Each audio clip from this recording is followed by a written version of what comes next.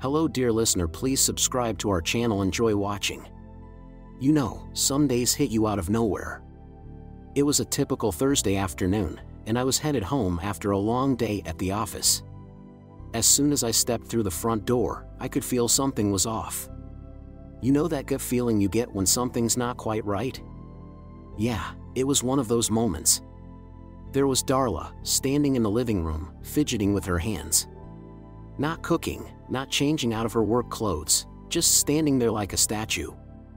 In 24 years of marriage, I'd seen her like this only a handful of times, and trust me, it was never good news. "Dick, we need to talk," she said, her voice shaky. "Sure, what's up?" I asked, trying to sound calm, even though my mind was already racing with all the possibilities. She took a deep breath. "I want a separation. Maybe even a divorce." Now, I know what you're thinking. Most guys would freak out, start asking a million questions, but not me. I've always prided myself on keeping a cool head. So, I just nodded and said, "All right, if that's what you want." Darla blinked at me, completely thrown off by my reaction. She was expecting a fight, tears, something dramatic. But instead, I turned around, walked to our bedroom, and came back out with 2 suitcases already packed. Her jaw nearly hit the floor. "What's this?" she stammered. "My bags," I said calmly. "I figured it was only a matter of time before you brought this up.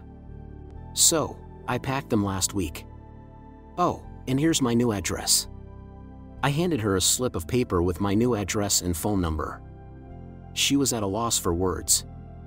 How did you know?" I shrugged. "I pay attention to things, Darla. And I've got one condition: if you sleep with someone else, we go straight to divorce. No second chances. Got it?" She was still trying to process what was happening when I pulled out my phone and dialed a number. "Hey, Becky, it's Dick. Dinner this Friday sound good?" "Absolutely," Becky replied with a laugh.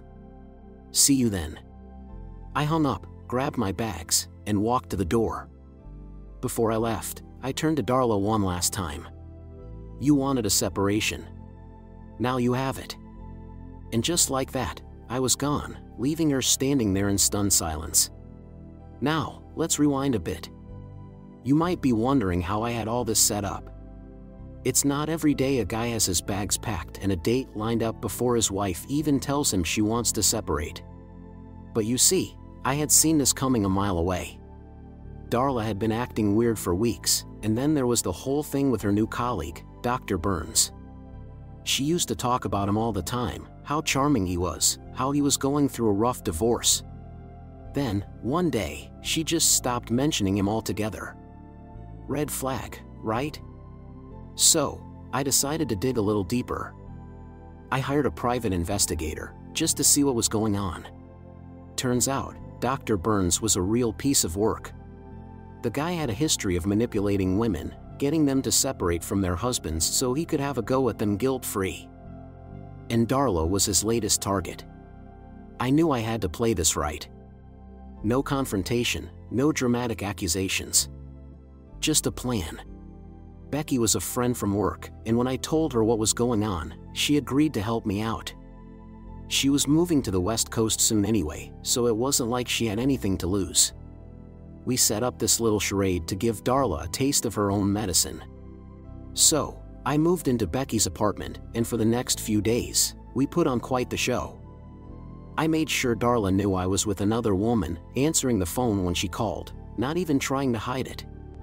And let me tell you, it drove her crazy. Now, you'd think this is where the story ends, right?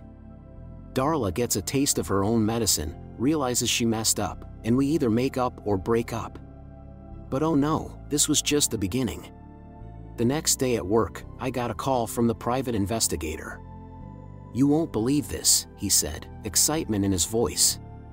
"Dr. Burns was arrested this morning." I almost laughed out loud. "For what?"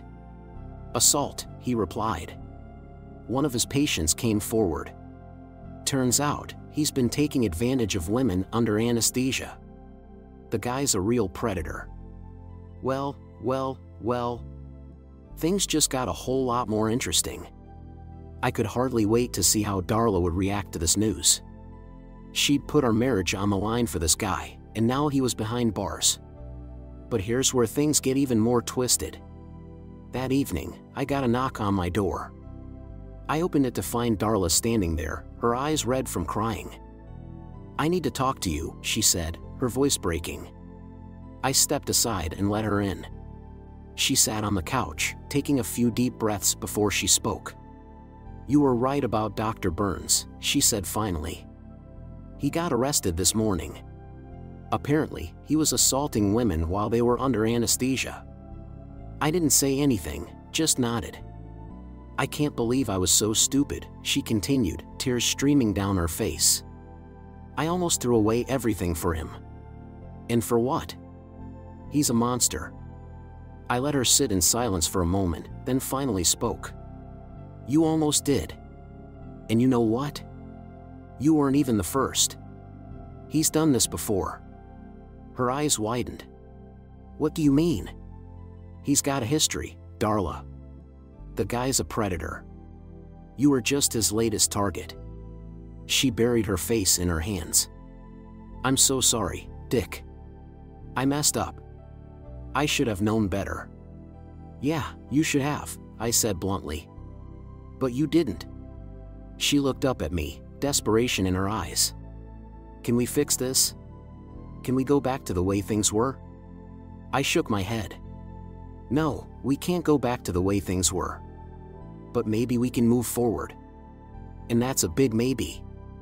She sat there, quietly nodding, as if trying to process what I was saying. "What does that mean?" "It means," I said slowly, "that you've got a lot to prove. You wanted this separation, and now you've got it. But if you want any chance of us being together again, you're going to have to show me that you're willing to fight for it." She nodded, tears still falling. "I'll do whatever it takes, Dick. I swear." I didn't respond right away, just let her sit there in the silence. Finally, I said, "We'll see." Over the next few weeks, I kept my distance. I needed time to think, to decide if this was something I could forgive, something we could move past. Darla tried to reach out, sending messages, calling, but I mostly ignored them. I needed her to understand that this wasn't going to be easy, that trust, once broken, doesn't just magically repair itself. In the meantime, I dug a little deeper into Dr. Burns' history. The guy was a real piece of work. He had a pattern, and Darla was just the latest in a long line of women he'd manipulated. It made me sick to my stomach to think she had almost fallen for his act. But then again, she did fall for it, at least partially. She didn't sleep with him, but she was ready to throw our marriage away for the possibility. Finally, after about a month, I decided it was time to talk. I invited her over to my new place, the one I'd been staying at since we separated. She showed up on time, looking nervous as hell, and we sat down to talk. "I've been doing a lot of thinking," I started. "And I need to know, why?" She took a deep breath, wiping a tear from her eye. "I don't know, Dick. I guess I felt like something was missing. Like we were just going through the motions. And then he showed up, and he made me feel wanted. I know it's not an excuse. I know I messed up." "Yeah, you did," I agreed. "But here's the thing. I'm not perfect either. Maybe I got too comfortable, maybe I didn't make you feel wanted enough. But that doesn't justify what you did." "I know," she said, her voice breaking. I just want to make things right. That's going to take time," I warned her. "A lot of time. And it's not going to be easy." "I'm willing to do whatever it takes," she insisted. "I want to fix this. I want us to be okay." I sat there for a moment, considering my next words carefully. "All right," I finally said. "We'll try. But there's going to be rules. We're going to counseling. And you're going to have to rebuild my trust. Because right now, I don't trust you. Not even a little." She nodded, tears streaming down her face. "I understand. And I'll do it. whatever it takes. And that was the beginning of our long road to recovery. It wasn't easy, and it wasn't quick. There were days when I didn't think we'd make it, when I thought it would be easier to just end things and move on. But slowly, we started to rebuild. It was like constructing a house from the ground up, painstaking, slow, but with each brick, we got a little bit closer to what we once had. Dr. Burns ended up in prison, of course. Turns out he was as bad as they come, a real monster. Knowing that Darla had almost thrown our life away for that scumbag still made my blood boil. But at the same time, it was a reminder of just how fragile things can be. How one small crack can cause everything to come crashing down. It's been years now since all that went down. We made it through, but not without scars. And every now and then, I still think about that day when Darla stood in our living room and told me she wanted a separation. How close we came to losing everything. But we didn't. We held on. And in the end, maybe that's what matters most. Not that things were perfect, but that we were willing to fight to make them right. If you leave a comment, tell us what you think about the story you heard. It's important to us and will help us find and tell stories that you find interesting. Thank you for watching us.